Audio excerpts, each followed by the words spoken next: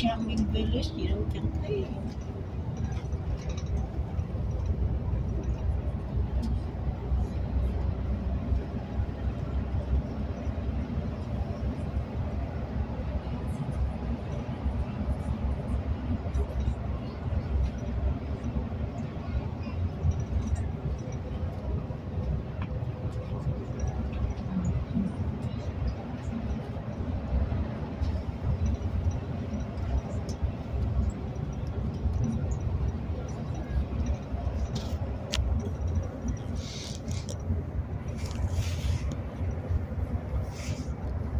Giờ Tây bộ ra đông dữ.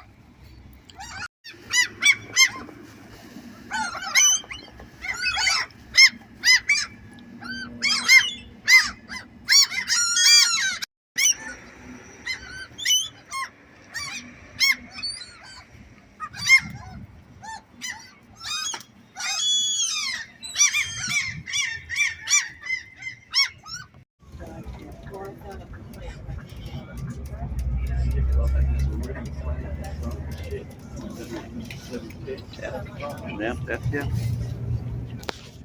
Nhưng mà bị chụp ở cái chỗ này, nó bị cái kiến này nó chiếu qua chiếu lại.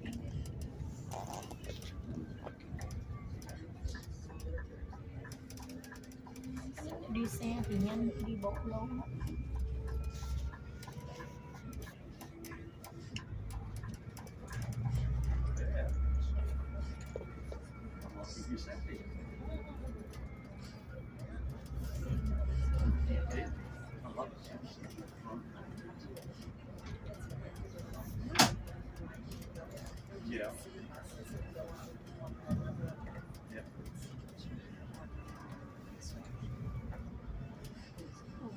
Nhưng mình đi bộ chỗ này Không, không.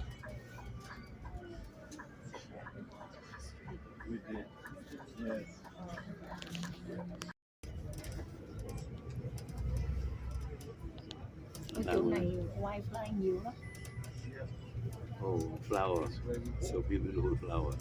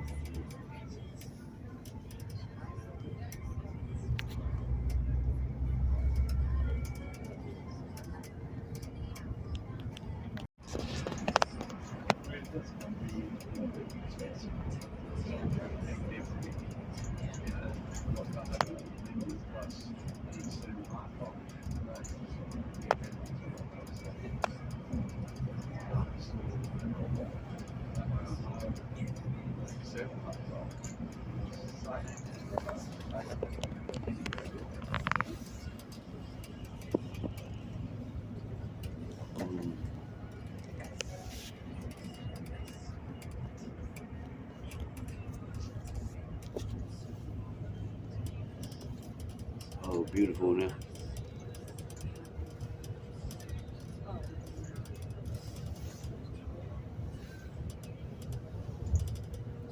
Mà anh quay lên sẽ bị thấy reflect lại cái lưng đẹp.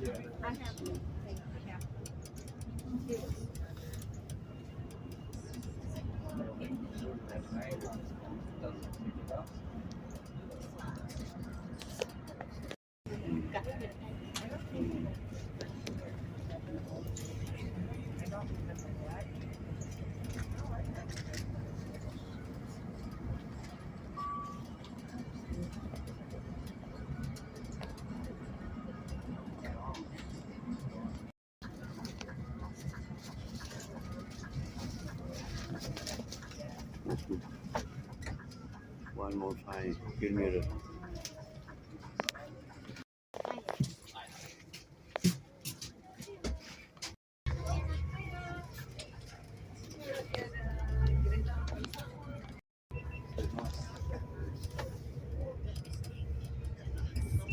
Cái rác nó phơi cá. Oh, yeah, so beautiful here. Yeah.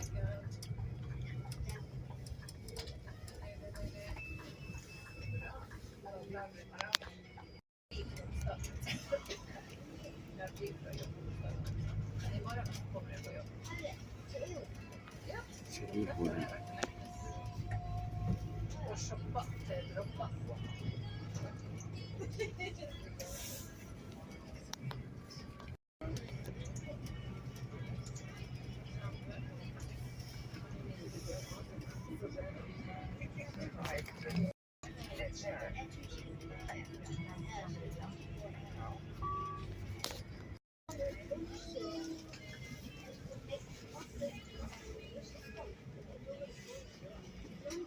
This is the center?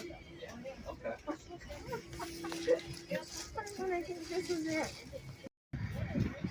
Madam.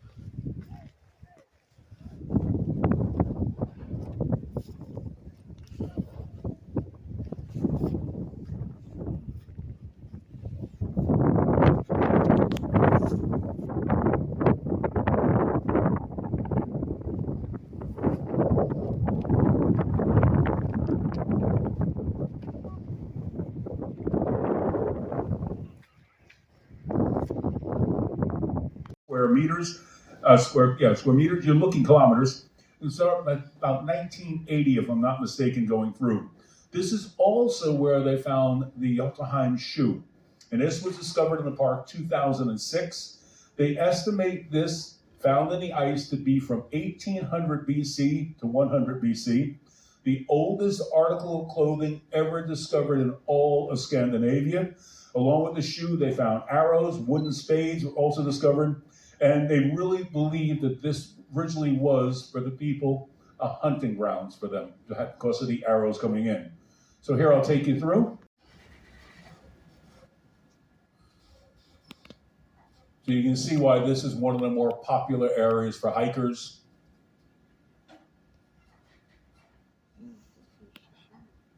Now this is a national park. It has the sharpest peaks of all of Trodheim Park. It is that way. The Bessasagen is one of the most popular hiking trails in all of Norway in this area. It follows the outer ridge of a mountain. So here we are. So you can see how sharp the peaks come up here. Now I'm going to take you to Lam. Lam, you're looking at about altogether 45 miles, 67 kilometers. It's about 100 Norwegian kroner to go into the Stav Church. It opens up at 10 o'clock till 4 on Sunday. Now there's over 1,000 originally Stav churches in Norway. There's only approximately 36 of the 1,000, over 1,000 that remain to this day. This church is a UNESCO heritage site. It's the oldest Stav church, second part of the 12th century. Reconstructed though and enlarged back in the 17th century. It is a stunning area. Your restoration carried out again in 1933. You have here, you're going to see in the church the old medieval crest. You also have here, and by the way, not only oldest, it's the largest of the Stav churches. So once again, you're looking at the latter part of the 12th century majority of the church.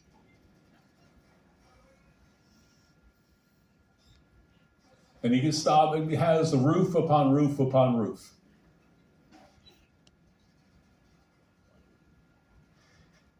So here, we give you this when you get there. It's all the information about the church. But the interior, when you realize how old it is, as I always say, I get impressed as a North American when I see a covered bridge from the 1800s. You're walking into something from the 1100s. The organ. Now the Saga column, this is rather interesting. It's a very convoluted story on it. It's in an area called Gravdal. It's about 50 miles, 80 kilometers from where we are. It is 108 feet tall or 34 meters. It was constructed back in 1992. Now, actually what happens, the construction began in 1926. They turned around, you had Wilhelm Rasmussen, he won a competition for them creating the monument. It was to celebrate the Norwegian Constitution, and it was supposed to be put outside of Parliament in Oslo. The war began in 1940, it was only half complete. The rest was only a plaster mold to recreate the rest. Now, after war disagreements in Parliament halted further work, it laid incomplete First National Assembly, and that was in the area 1814. You have all the stories miles south of where we are, 15 and a half kilometers. It's on the Lusterfjord, and it is a very interesting waterfall. You can go on what's called the Romantic Road. It's a beautiful road along the waterway, and you can see it from the road area itself. You can actually, from the road, then take a walking path to go to the area that way. And it is very interesting because you come to a hill, and as soon as you get to the top of the hill, you're going to hear the waterfall before you see it. And once you hit the top, the waterfall is right there for you. So it's right down by the area Erns. There is the waterfall coming over.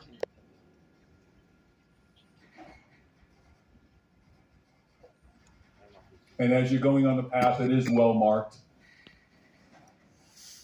And that. Now, Natalia is your Chanel beauty advisor. Now, what she can do, she's available for makeup consultations. You can talk to her. Chanel is not only about fragrances, they also have a fantastic array of makeup and cosmetics as well. So she is available for you on deck 6. You can go speak to her. She's from sunny Argentina, but she is here for you to make you feel happy and special. Yes, she does look. There he is, as cool as a cucumber. So there he is, showing off that chest with a wonderful little design there in the sterling silver and 14 karat gold. Anyone from America here? Who's from America? Yes, a few of you from America. And the design on this gorgeous jewelry that Dylan is wearing pays homage to the national bird of America, which is the eagle. Oh, and right. he has one of my favorite timepieces from the Tag Heuer collection, in-house movement, Hoya 02 movement. So these are also available for you on board with fantastic savings. Now look at him. Some call him Mr. Cool, but I call him Mr. Suave. So if you think Dylan looks fantastic, give him a round of applause. Alright. More consecutive years, it is Mr. Isaiah. And he is from Kansas City, Kansas. Yes, a handsome gentleman, showing some of the nautical themed black diamond and white diamond jewellery that is available within the FE boutique here on board. Yes, showing it off wonderfully. And as you can see how that wonderful nautically themed anchor sits just gracefully on Isaiah's chest right there, looking as amazing as ever. And I love those shoes, by the way, looking sharp. And he's wearing a timepiece from the Citizen Watch collection. And the Citizen Watch collection is powered by light, any kind of light, and can store the energy for up to 6 months without needing any form of light. But remember, if you are in complete darkness for 6 months, the least of your worries should be what time it is. But that is indeed another story. So if you believe that Isaiah looks fantastic, handsome, and suave, give it up for Mr. Isaiah. Yes, indeed. And then we had the fabulous Natalie from the United States, Austin, Texas. From Japan, once again, we had the beautiful Moe. And from the land down under, Australia, we had the gorgeous Georgina. And Mr. GQ coming up, and it's Dylan. Yes, Mr. GQ. And last but not least, we have handsome Isaiah from Kansas City, Kansas. Now, does anyone recognize who these individuals are? Yes, if you recognize who they are, put your hand up. Yeah, a few of you recognize who they are. So I'm going to tell you, for those of you who don't know, these are a small portion of your onboard production cast singers and dancers. I'm sure that you saw them on. Well, good afternoon, ladies and gentlemen, Good afternoon. and welcome back. Those pictures I showed earlier, I got all of those flowers and the wildlife just by where the water tender dropped us off. They were all that size. I'm thrilled with those. I need to go and find the names of them later. So today, Norwegian resistance and collaboration in World War II. The Norwegian Resistance Museum at Akershus tells the story of the resistance. Initially, there was resignation to the occupation, and it turned to anger, and even passive rebellion for the majority. When a country is occupied, the majority just try to survive as best they can. A few took direct action, and that brought reprisals, and this is the memorial in Oslo to the patriots shot by the Nazis. The government of Norway is called the Storting, and this is the building they meet in. Their wish was to remain neutral, and this affected their war preparations. The first picture is a recent one, and this is a picture of it taken during that occupation. Now, the King of Norway, on the other hand, he was a realist, and he was a remarkable man who loved his country. But above all else, he was very democratic. He only agreed to be king after the people had voted for him. Fortunately, they made one vital preparation, and that was to secure Norway's gold reserves. There were 53 tons of gold held in the vaults of Oslo Norge Bank, and they were crated up, ready to be moved before the invasion. The patrol ship Pole 3 was an early casualty of the invasion, and that incident triggered the plan to move the gold. 26 lorries collected the crated up gold from the vault, and they headed north to the town of Lillehammer, with the Germans after them. They stayed in Lillehammer for a few days, and then moved further north to the port of Aldersness to await a British warship. The Germans were in pursuit of both the gold and the king, who was heading north with the government. And at the village of Midskogen, the Norwegian army bravely stopped the German column, and that action saved both the king and the gold. HMS Glasgow arrived to collect the king and the gold, but the Germans were getting closer, and they only managed to load half of it. So the ship sailed for England with that bit, and without the king, because he wasn't ready to leave his country yet either. The remaining gold is loaded onto some small local ships and taken even further north to Tromsø. At Tromsø, HMS Galatea and HMS Enterprise arrive, and they collect the remaining gold. Once it's been loaded on board, they transport it safely to Britain, but the king is still reluctant to leave. Eventually, the gold was kept in Canada, where 43 tons were sold to finance the Norwegian war efforts. The remaining 10 tons of gold coins were only brought back to Norway in 1987.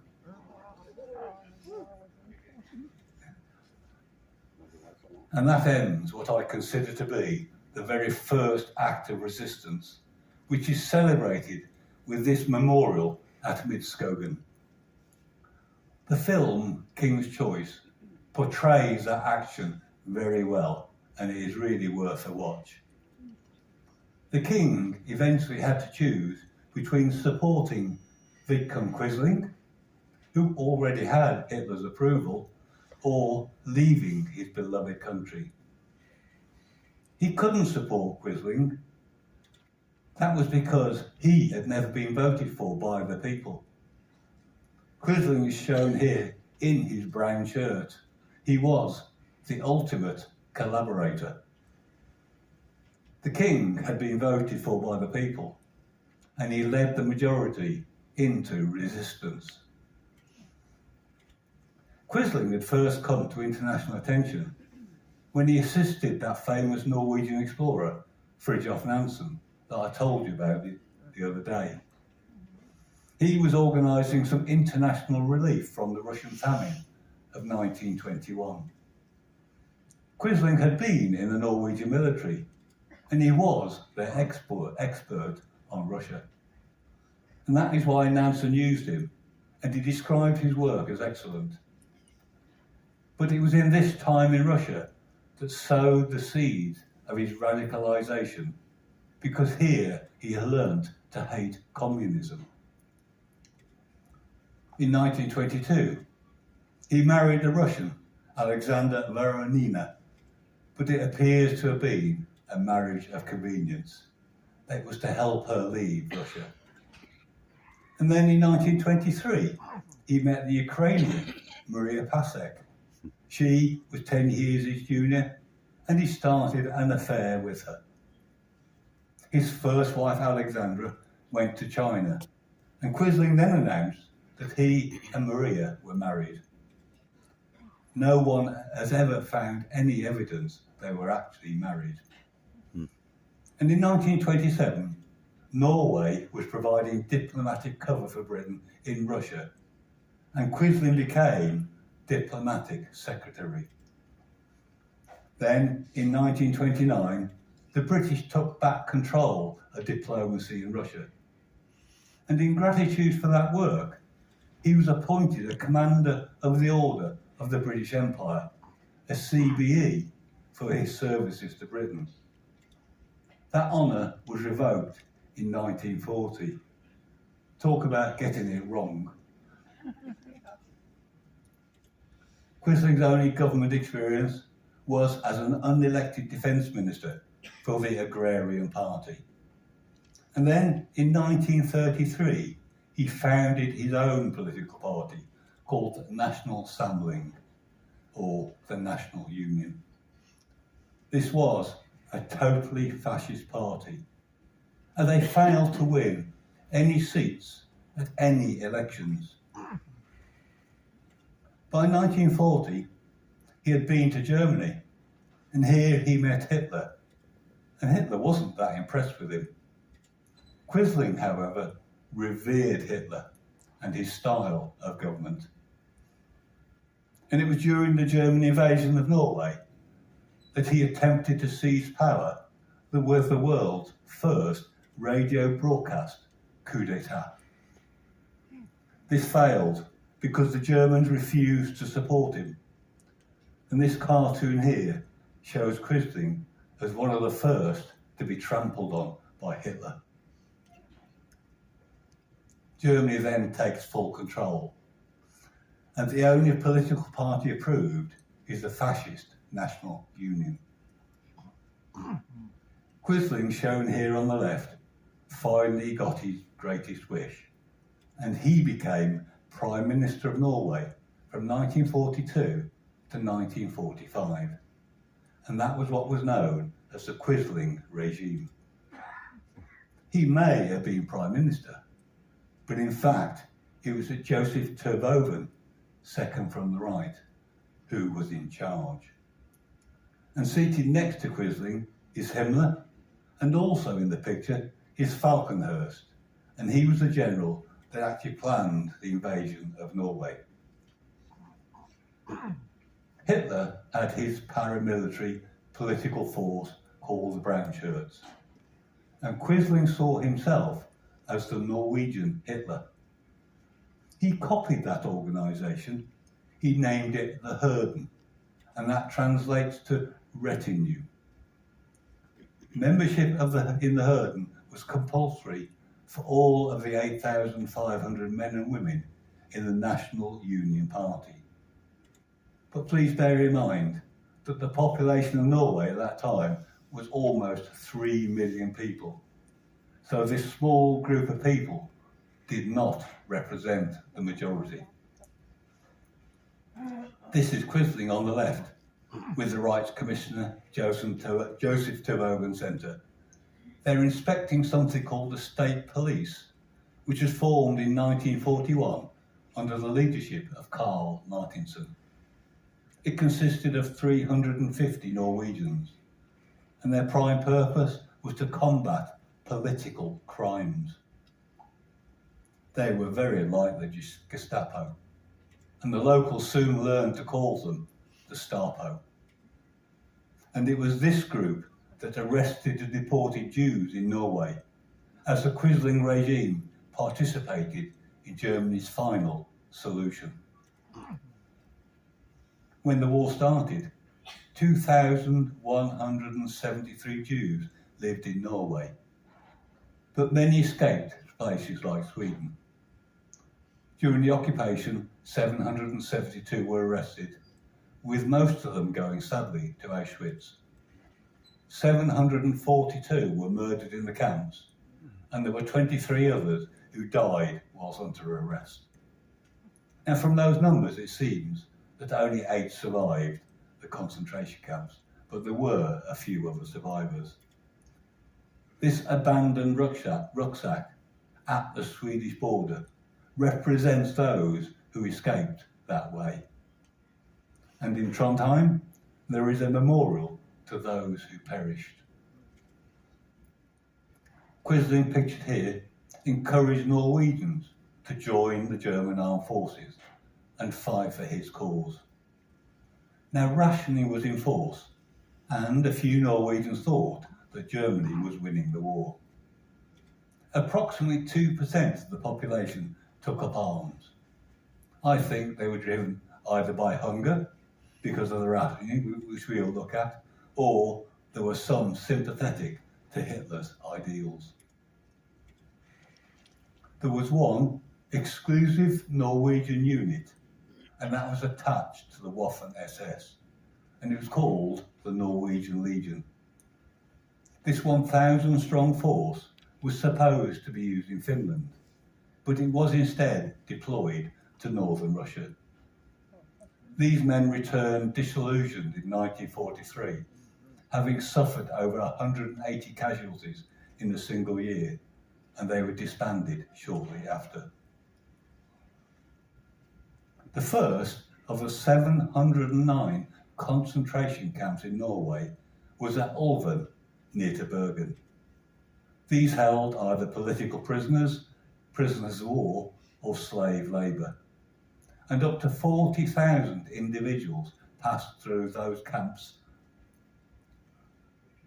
Most political prisoners were held at Greenie concentration camp, which is near to Oslo. Abuse, torture and murders were commonplace, although none of these were actually extermination camps like those in Germany, Poland and Austria. But the Herden were often used as guards, and I've read reports that they were very brutal, even by German standards. Yugoslav slave workers were brought in to strengthen Norway's coastal defences, and they were extremely badly treated. And that worst incident was carried out by the Herden on the orders of Joseph Terboven at the Beisfjord camp. This memorial is in memory of the 500 plus Yugoslavians that died in this camp from 1942 to 1943. It's a fact that both the Herden and the Stapo were full of the dregs of Norwegian society. Ration cards were issued to everyone, and the amounts allowed were almost at starvation levels. The situation in the countryside was a bit different, and we'll go into that in a minute. Urban areas were hit the hardest by the occupation because Germany immediately forced everything from food and clothes to toys and furniture to be rationed. On the right is a food queue in Oslo, and each household was given one ration book per person. Sugar, coffee and flour were the first, and these were followed by imported foodstuffs, and even bread, butter, meat, eggs and dairy products. In the summer of 1942, even vegetables and potatoes were rationed. The majority of Norwegian food was sent to Germany, and the population existed on starvation rations. Queuing was a normal and time-consuming activity, and on the left, that is a meat queue in Oslo. Now, in order to combat the lack of food, people turned to what they'd always done. They fished, hunted, or farmed what land they could. The growing of potatoes, Swedish turnips and carrots became the usual activity for anyone who had a small garden patch available. The local community governments even went as far as creating allotments in the parks.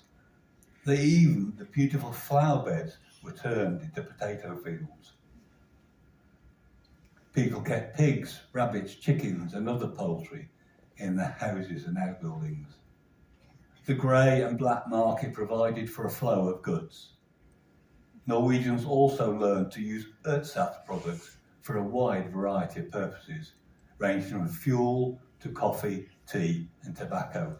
It's not very nice.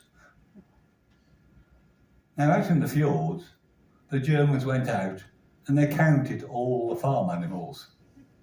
But the farmers simply hid some from view, because it's easy to do in the rugged terrain that you've been seeing. The one thing they had plenty of was trees, and this car here has been modified to run on wood. Now that picture looks really nice, but I think the cartoon on the left shows much more what reality was like running a wood-burning car. Some children were sent to Sweden during the war to keep them safe.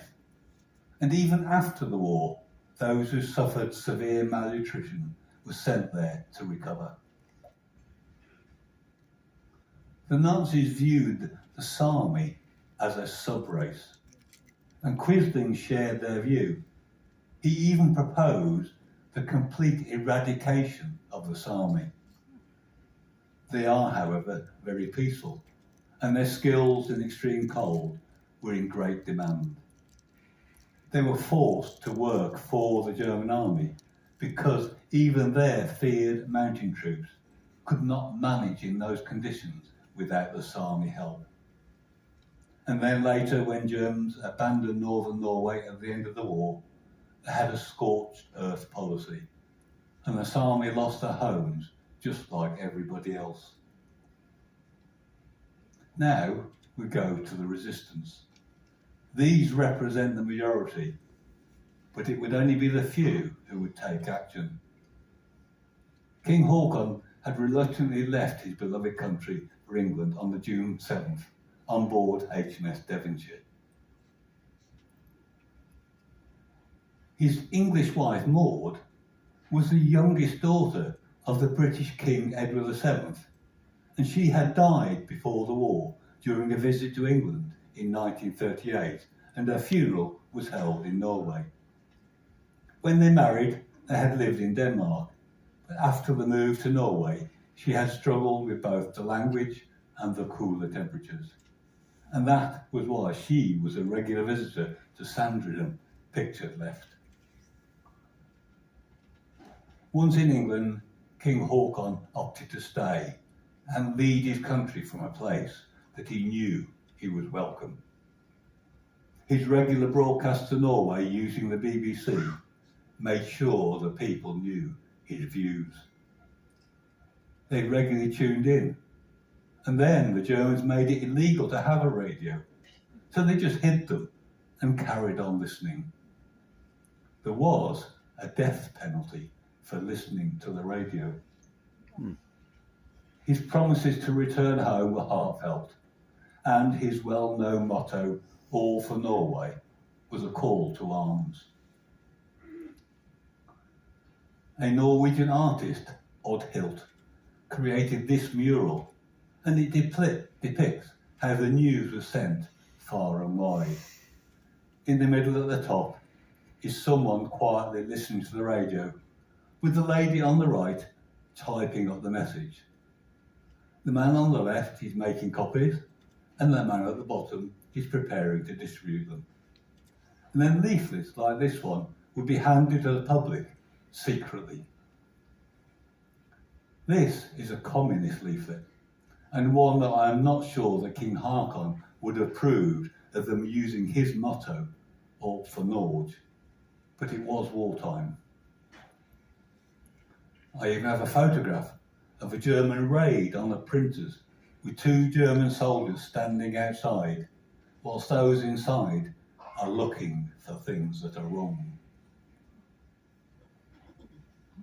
Many Norwegians escaped from Nazi rule using these fishing boats, and their first stop was quite often the Shetland Islands, and that led to a unique form of support for the resistance movement.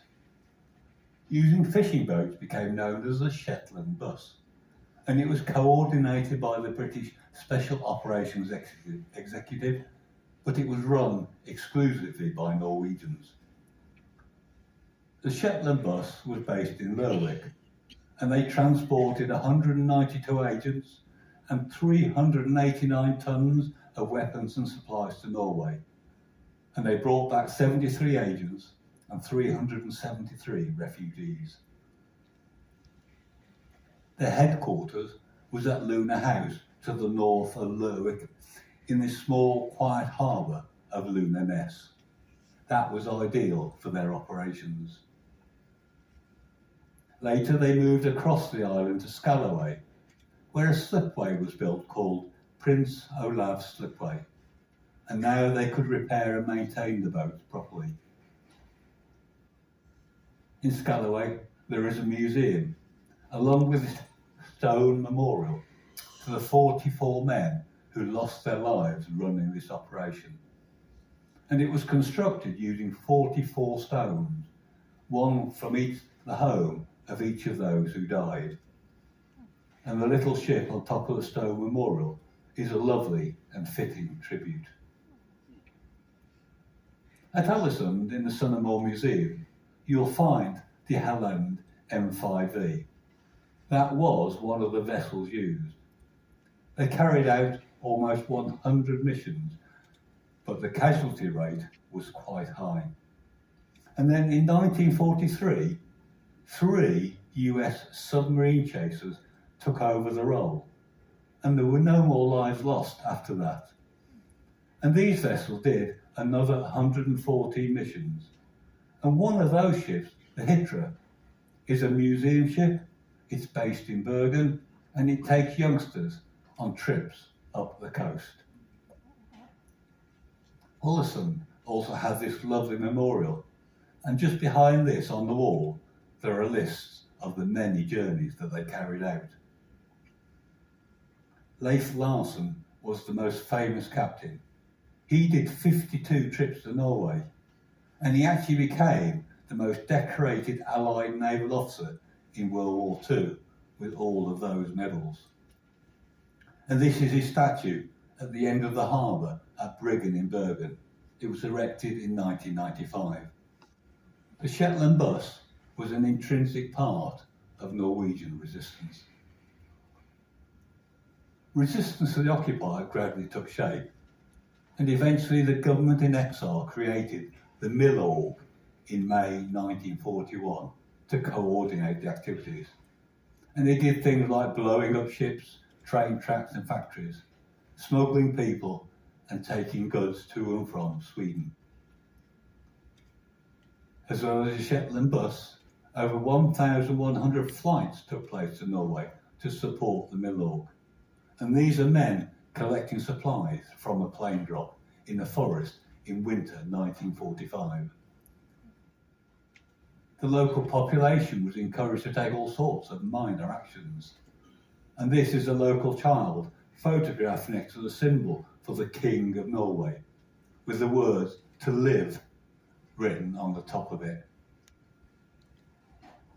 Eventually the Milorg set up a nationwide communication network of illegal radio stations, like this one in a Bergen bedroom. The system was very effective, but the use of those radios was very dangerous, as the Germans worked very hard to track them down. So now we're going to turn to the combined operations. These all involve Norwegians, either resistance or forces based in Britain. Operation Claymore was a British commando raid on the Lofoten Islands in March 1941. That was an important centre for the production of fish oil and glycerine, which was used by the Germans in their war economy. The men involved were the British No. 3 and 4 Commando, a Royal Engineer section, and 52 men from Norway. And the forces made unopposed landings, and they took 228 prisoners with no losses. 3,600 tons of oil and glycerine were destroyed, and they destroyed the factories. And they also sank 18,000 tons of shipping. But actually the most significant outcome of this was the capture of a set of rotor wheels for the Enigma machine and the code books. And that came from the German armed trawler Krebs, because solving Enigma was crucial to winning the war. Following Operation Claymore, the Norwegian Independent Company number one was established, and the group was led by Captain Martin Linge. He is a Norwegian actor, and this is him going on the operation to Lofoten for Operation Claymore. This group became a pool of talent for a variety of special operations. The next was a raid on the Norwegian islands of Vargso and Malloy, and that was codenamed Operation Archery. And this was the first time that air support was included in the plans from the start. Again, it was the destruction of fish oil that was the priority, but also the hope that by doing this, the Germans would station more troops in Norway. The dawn landing was started with a naval bombardment, and the objectives were achieved except in Malloy. Unfortunately, staying there was an experienced German mountain ranger troop. They were on leave, and they picked up their weapons and caused quite a lot of damage. Several local citizens assisted the commandos. They acted as porters, then escaped with them to Britain. The press often travelled on the raids, and these are two of them sporting German helmets as mementos. But as a result of this raid, Adolf diverted 30,000 troops to Norway, and he built more coastal and inland defences, so it was successful. Unfortunately, Linge was killed during the Malloy raid, and this is his memorial at his family farm in Gravdal. The Linge name would be used by other resistance groups later. So now we turn our attention to the German nuclear ambitions. In January 1939, two German chemists published the results of some historic experiments that took place with this equipment. And this led to the discovery of nuclear fission. Soon after, the German uranium project began, and they were investigating military applications of fission. By the end of the year, the physicist Heisenberg believed that a nuclear fission chain reaction might be used to create a nuclear explosive. Now, essential for the work was something to moderate the chain reaction to keep it under control, and they eventually chose to use heavy water. In actual fact, pure carbon would have done the job just as well, and they tried carbon, but the carbon they tried was contaminated with impurities. It was no good, and I think that was lucky for us all round. And this is where the Viborg hydro plant, which was built in 1911 to fix nitrogen for the production of fertiliser using the electricity, comes really into focus. And those pipes down there bring the water down to the electric generators, and these are at the rear of the building. And at the front is the fertiliser production facility. In 1933, analysis of some residue from the process found small quantities of heavy water. Then in 1934, they added additional electrolysis, and they started manufacturing heavy water, and it was the only production facility in the whole world. They were only making just over 8 pounds of water a day, but it was sufficient for German needs. And these are some samples of the water from the plant, but generally it was stored in drums. Now, at the start of the war, France removed, with Norwegian permission, the 408 pounds they had in stock. But once Norway was in German hands, the place was fortified and production was restarted. Operation Grouse involved the placing of 4 Norwegian nationals as an advanced team on the Hardanger Plateau above the plant in October. Key to the operation was the radio operator. He went in earlier because he'd lived in the area and he had friends who worked at Viborg. Now, the party was dropped in the wrong place, but using the Norwegian skills in the terrain, they made their way to where they should have been and then contacted the British. That led to Operation Freshman the following month. And these were British paratroopers, and they were to rendezvous with the Norwegians and then proceed to Viborg. But it was a bit of a disaster. The weather was bad. 2 of the gliders actually crashed, as did one of the tugs. Many were killed in the crashes, and all those that survived were captured. After intense interrogation, These men were then executed by the Gestapo because of Hitler's commando order to kill all commandos caught. Now, the Norwegians had not been involved in the crash, and they could do little but wait. They had very few supplies. They were even living on lichen, eating it, but then they managed to catch a reindeer. And for the Norwegians, this sort of work in this terrain is normal. Remember, they spend their lives skiing. Now, realising that the original team is still in place, 6 more Norwegians were then dropped in, and the combined team made final preparation for their assault. Following previous attempts, the Germans had put mines, floodlights, and additional guards around the plant. Now, while the mines and the lights remained, security had slackened over the winter months. However, the bridge spanning that deep gorge was still well guarded. So the force decided to descend down into the deep ravine, ford the icy river, and climb up the steep side. And once back up, they found the railway track and they headed into the facility, hoping the track entrance was unguarded. Fortunately it was, and they cut their way in. Back in the UK, they had practiced on plant mock-ups because they had very detailed information about the layout. And the demolition party of 4 used that knowledge to enter the main basement, 2 by a cable tunnel and 2 through a window, while the rest of the group stood guard outside. Inside the plant, they only came across one person, and that was the Norwegian caretaker, Johansen, and he willingly cooperated with them. They placed their charges and then left a Thompson submachine gun as evidence that it was British that had done the job. They also wore British uniforms because they wanted to try and avoid reprisals. But as they were about to light the fuses, the caretaker realised he'd lost his glasses.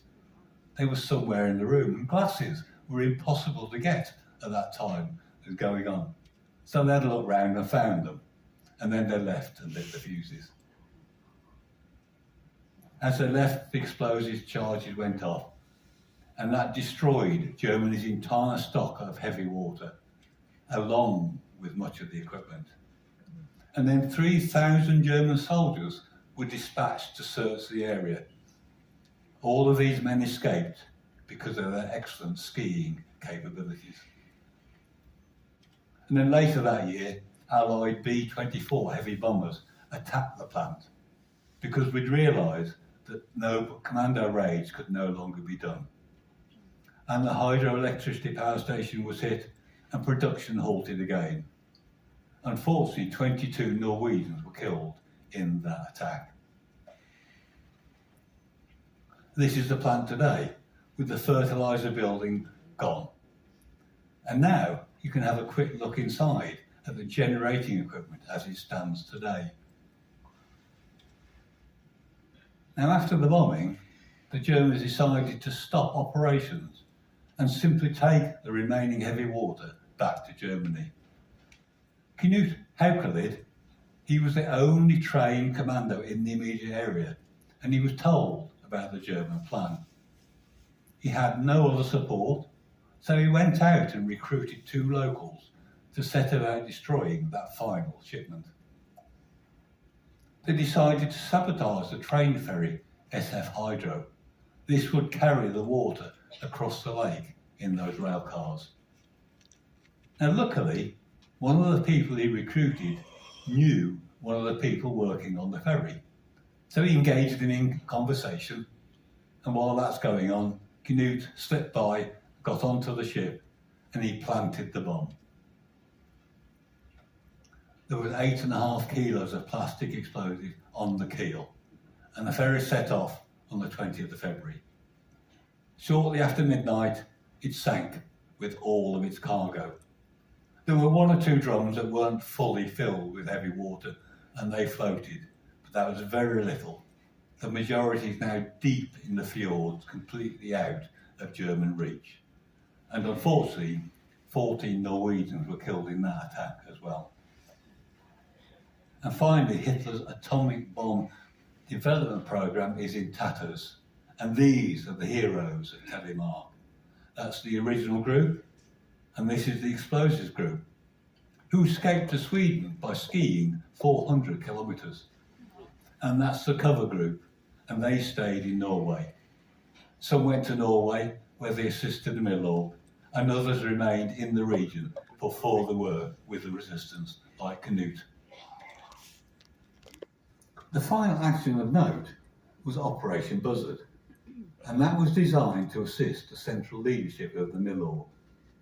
This two-man party were delivered by air, and they stayed in Oslo for a year for the rest of the war, and they had instructions to assassinate informers and denouncers in Oslo.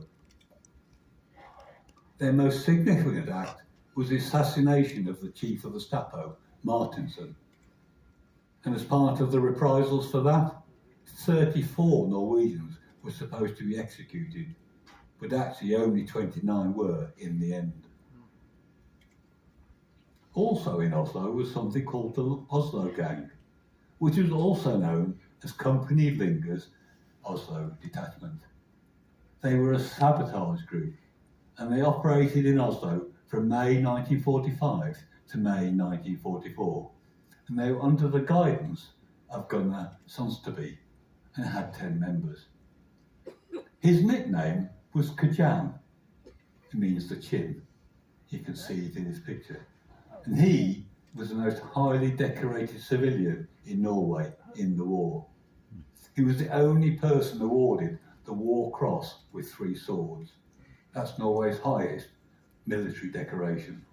And that is a memorial in Oslo on the left.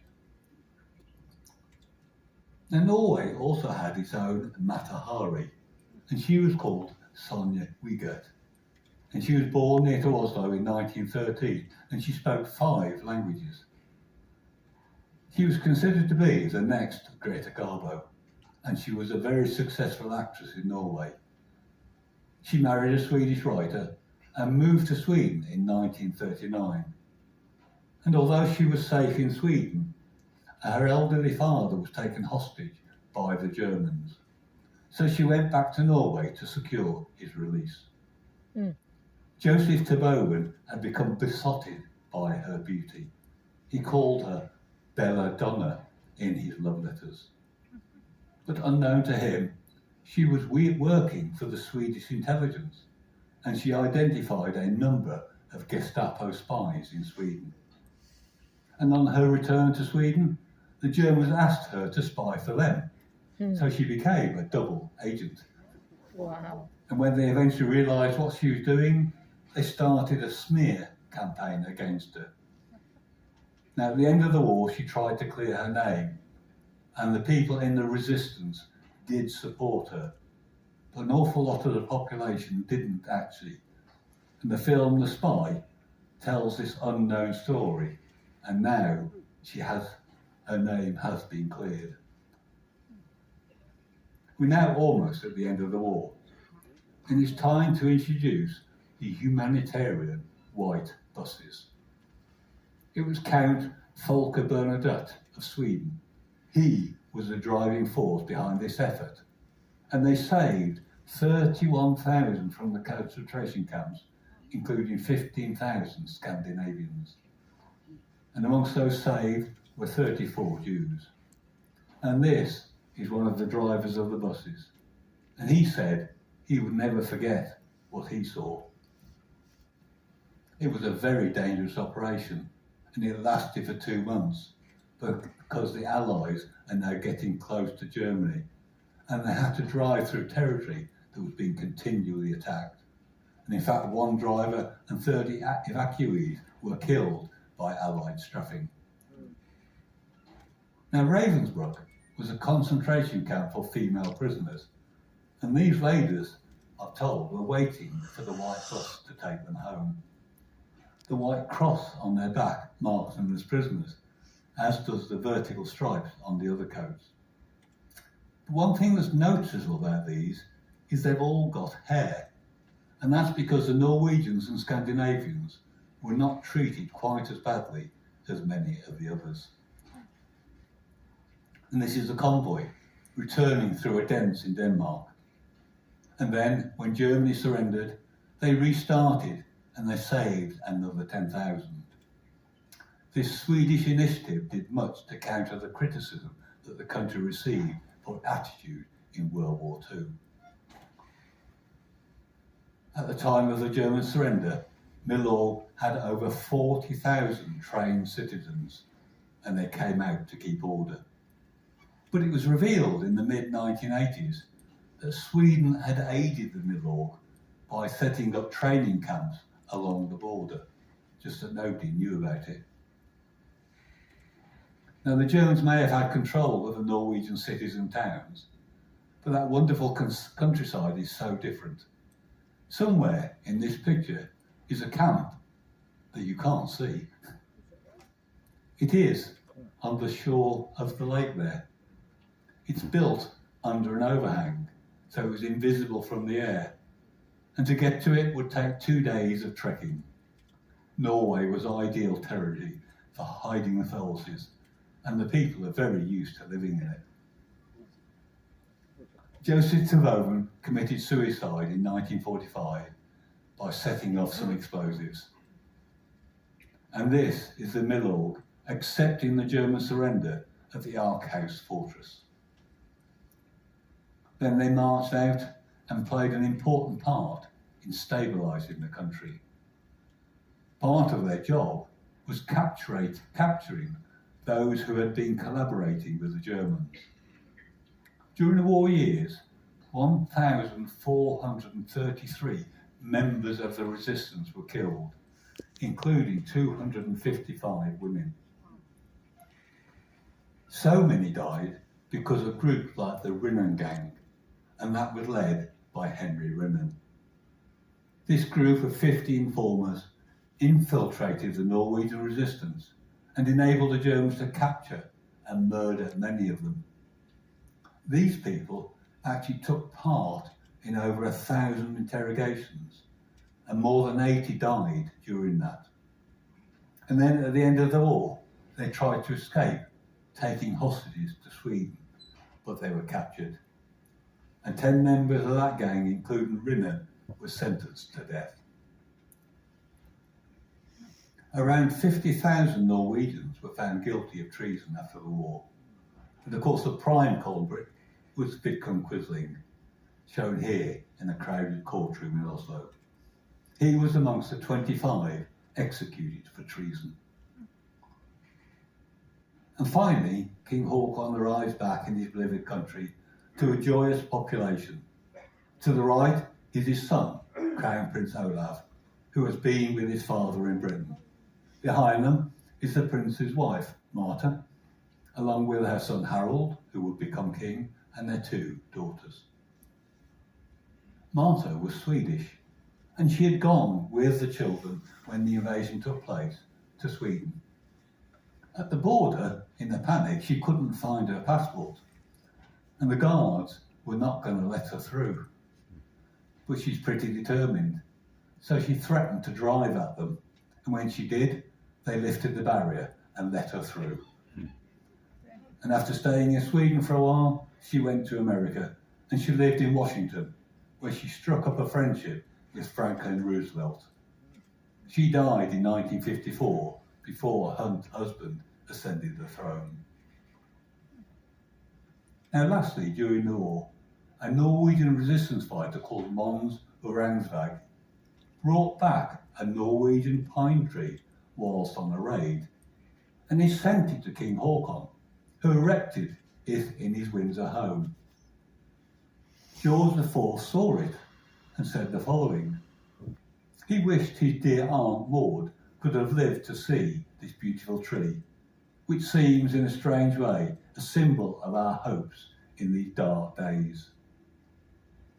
And as a result of this, King Haakon decided to give his tree as a thank you gift to Britain, and it was erected in Trafalgar Square, but with no lights because of course there was a blackout. But that is why Norway sends Britain a tree every year. And now I'd like you to meet the Englishman, Patrick Dalziel Job, and his Norwegian girlfriend Bjorg. He was a Royal Navy officer, and he served with Ian Fleming in the war. And he is thought to have been the person James Bond was based upon. Now, James Bond was trained by the Royal Navy as I was, and I have a Norwegian wife, just like Patrick. James Bond had many books written about him, and that is where we differ, because I write books, and you can see those in the island shop, in the Island Princess shop. So, on that note, I would like to thank you all for attending, and I hope you have a lovely day on board the ship. Ruby Princess, and also we have a new home for selling out from San Diego, California. Starts September this year on the Diamond Princess. And also, if you have been noticed, Australia and New Zealand are open for cruising. All right. And that means Trans-Pacific cruises are back again. This year, September, early of October, we have a Majestic Princess and a Grand Princess. We're selling Florida, Dr. Douglas Bloss. Please, would you be so kind as to come onto the stage? All right.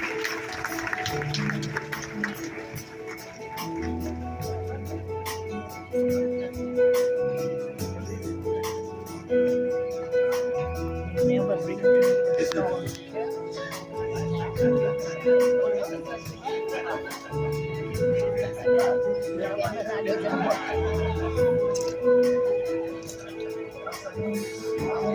To announce our 1,000-day milestone cruises on this cruise. I've had the absolute pleasure of getting to know a lot of you on this cruise, and I'm going to announce the first 1,000 milestone cruises. That is Mr. Edward and Mrs. Brenda Howard. Please would you come forward on the stage? All right.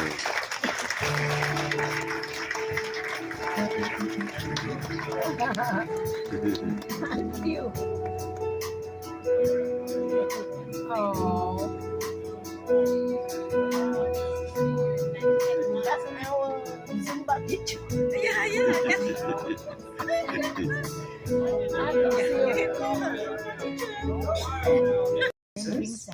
That will be Mr. Robert and Mrs. Catherine Langston. Please would you come forward on the stage?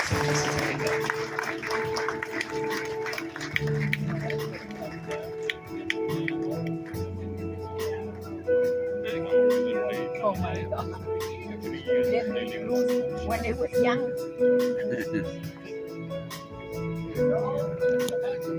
Most travel guest, if you would allow me. Our second most travel guest, with 102 cruises, 1,162 days at sea, all the way from Chandler, Arizona, Mr. Carmen and Mrs. Mariette Fiducia. Please give them a round of applause. Now, our most travel guests this evening, they were present last night, and I'm going to acknowledge them once again so you know who they are.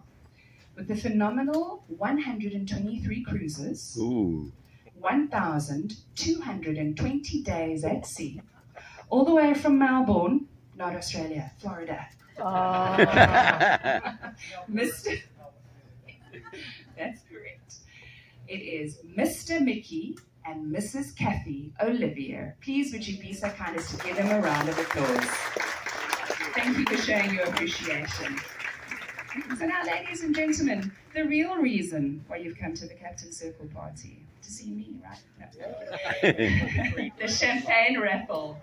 Staff Captain, if you'll be so kind as to assist me by drawing 3 invitations, and our senior officers, let's go ahead. Drum roll, please.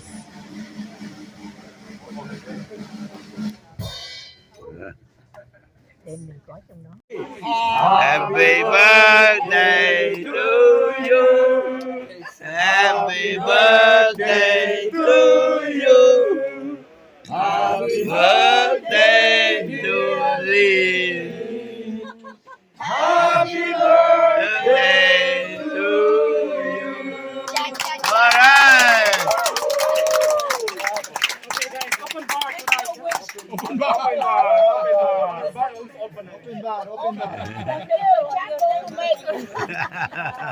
Happy birthday!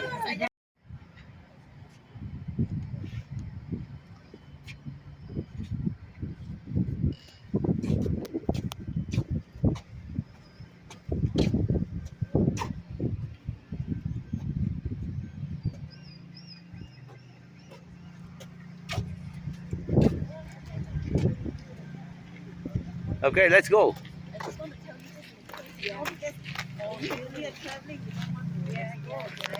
Or maybe that's. I mean, it's going to be careful. Yeah. Okay, we go to here, the tea row. Oh, then go to the fortress then. Okay, yeah, fortress. The fortress. Okay, let's go. Where you want? This way, okay. The church is this way.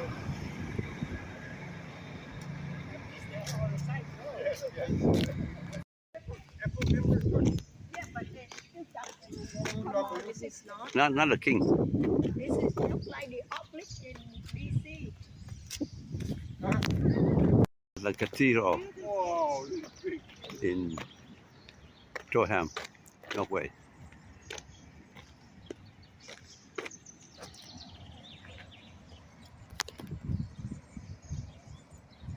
Stay there then, stay there.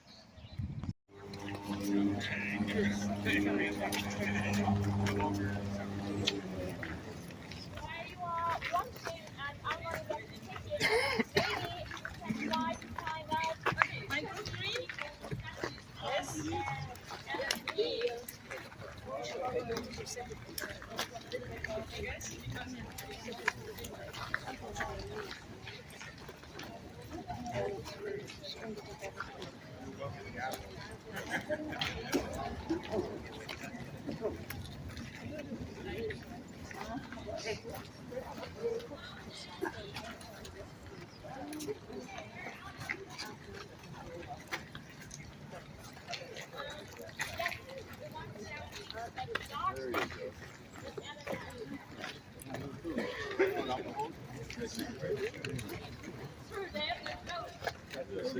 Otherwise, two other important people on the left side, the lower row, at the very left side, and the point. That is one of the people very important. We find the founders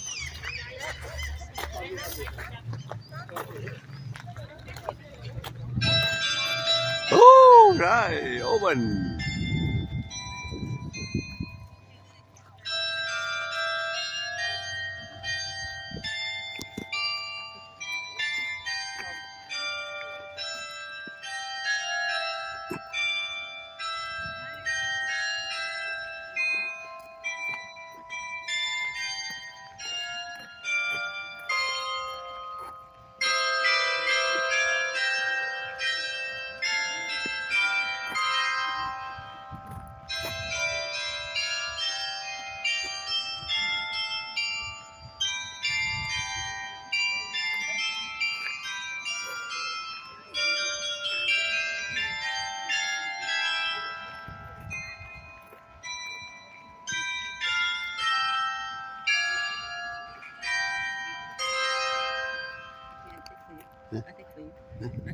Oh, okay.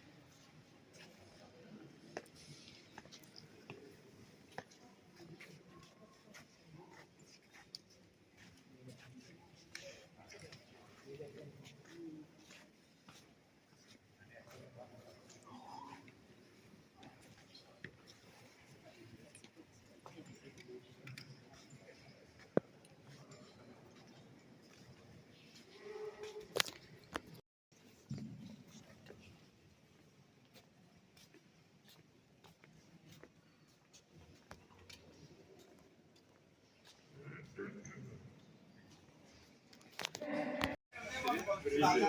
It's perfect to coleslaw. Cabbage salad. The first position, you can peel in potatoes like this, or you can peel like this, and this protection of the potato. Then I change to the second position. Bigger distance, you get bigger slices. It's perfect to potato with. Protection for the handle, not to cut. Same with green courgette. Perfect slices every time. The spiral, really easy. Just place in the middle like this, the handle on. Press and turn. That's it. Very easy to do. When the rings are out, it's finished. Here, don't pull. Only spin. Magic again. One and double magic. You can fry it, boil it, steam it, cook it. The rest don't throw away. Put some sausage, mix meat, carrot, put in oven to cook. When it's finished, make slices and serve. You get perfect equation. Lemon juicer, really easy. Just press it first to make it softer. It's soft. Much easier to get the juice off. Out the top of the lemon, a little bit, not too much. Twist it in like this. Press it. You will get fresh. All right. Yeah. Close it, put it in the fridge, and you can say 1 to 2 weeks. 120 kroner for the night, the spice was 120. Together for 200.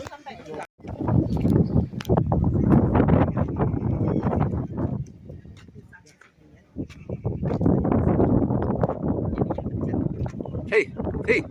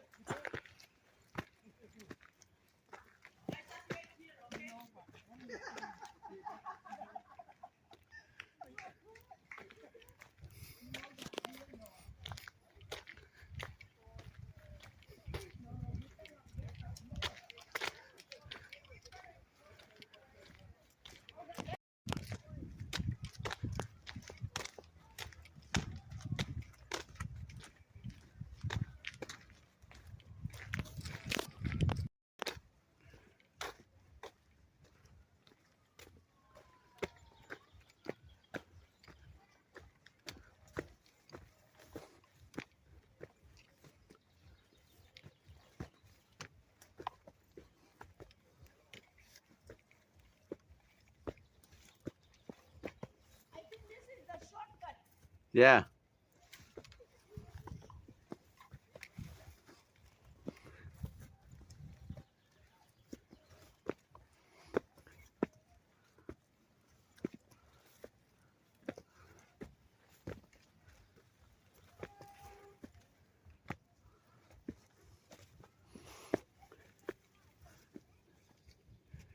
Go up here.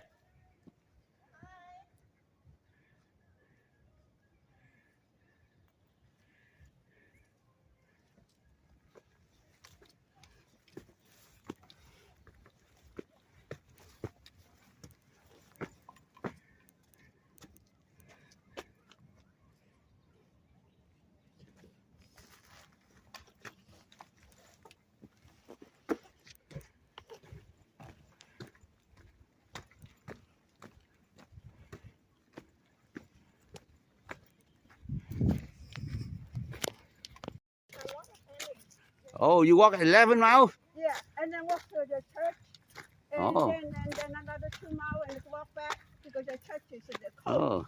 I just only took a few pictures outside. So I called them more than 11 hours. Amazing.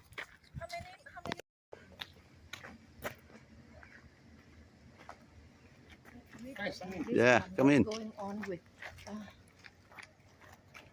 the business English.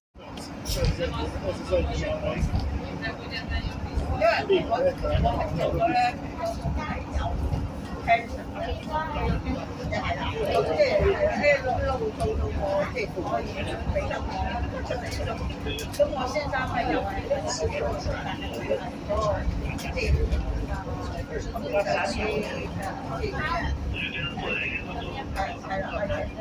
engineer 咁樣嘅，咁佢又係咁咧就即係嗰個機構咁咧就係。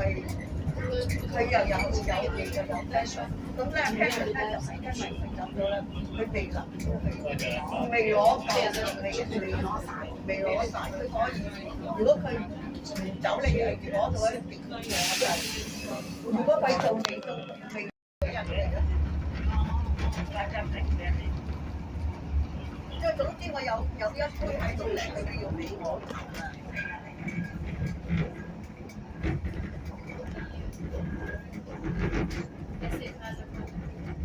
你咁樣影咗冇啫？有個開唔靚嘅，反光嘅，我影試過啦。我哋後來唔再影。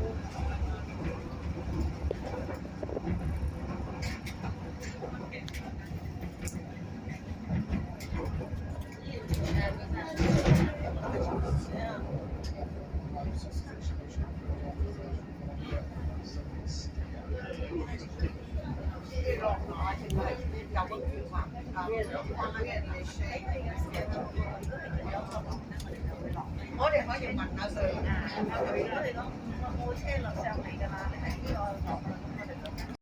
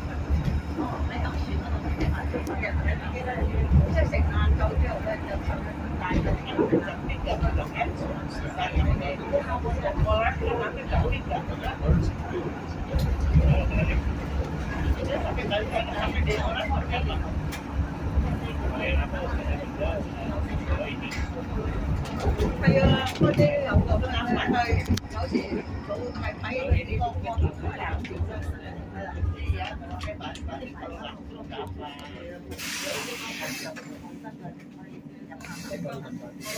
大概係3點9啦，3點到5點咁樣。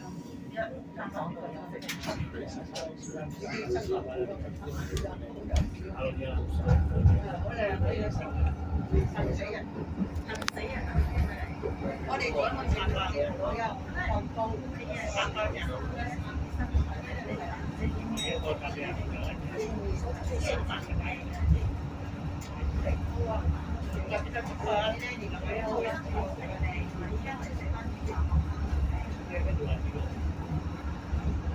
就35歲頭咧就頭髮，刮白嘅人先至係76。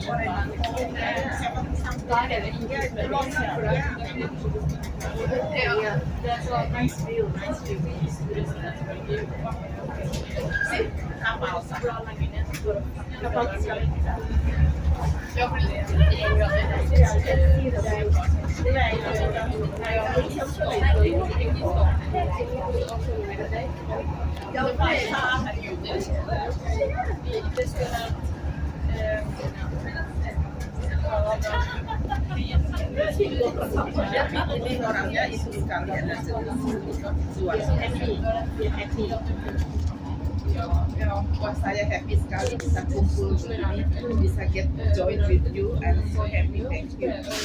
Go, go.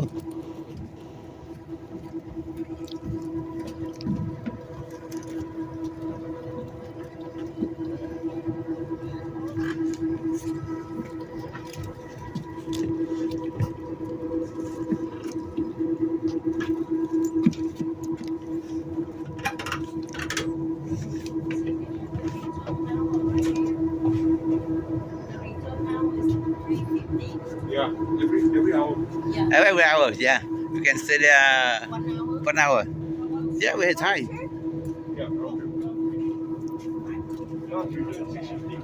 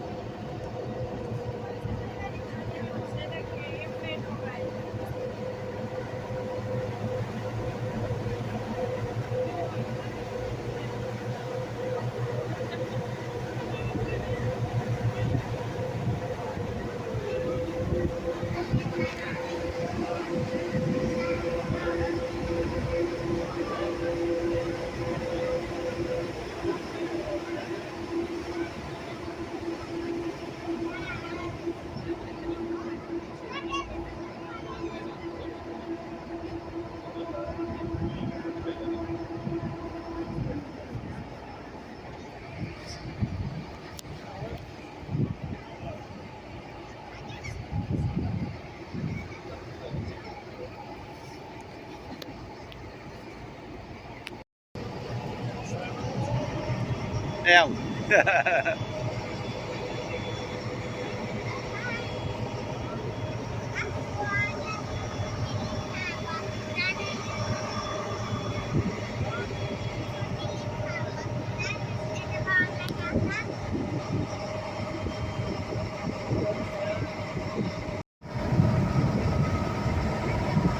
That's Trodheim Island.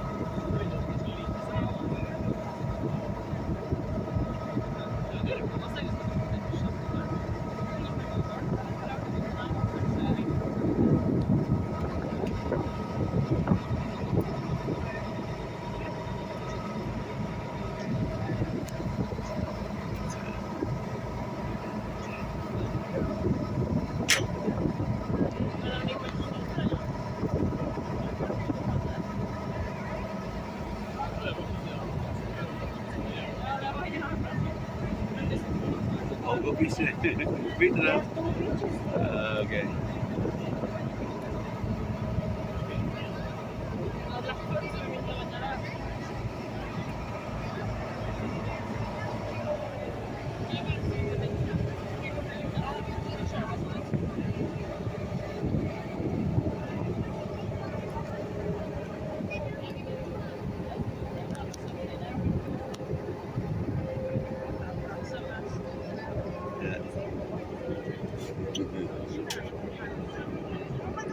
Hay quá.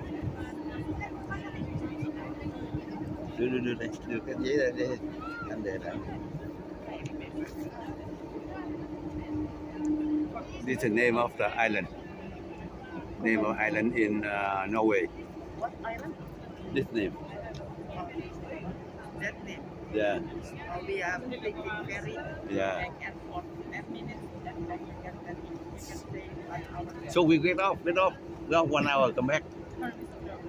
Just look at the island. Nice island.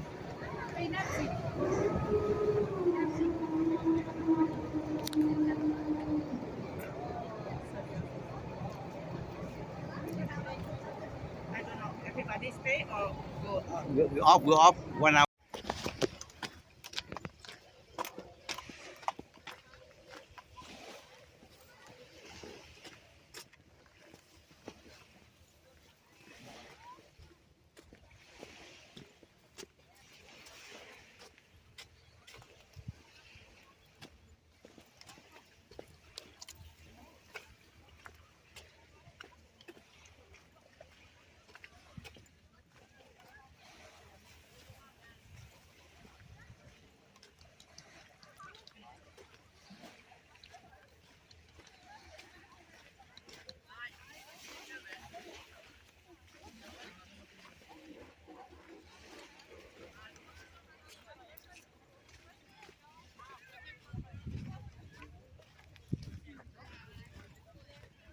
Walk a rock.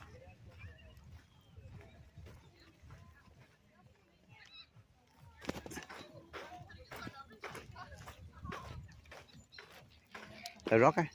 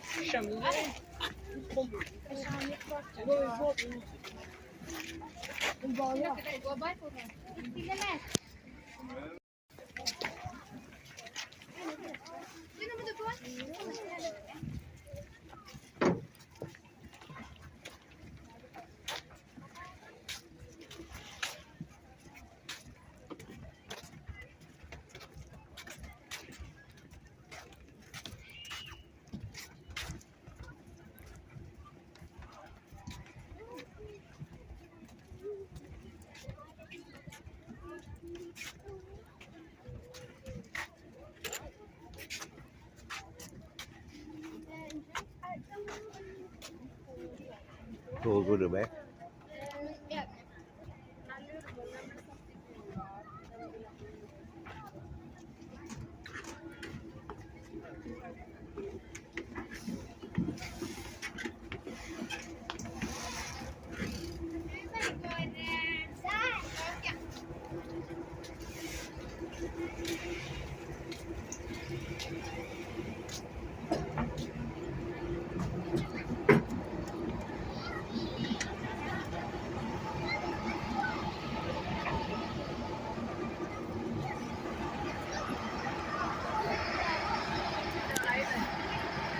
Ja, da får du.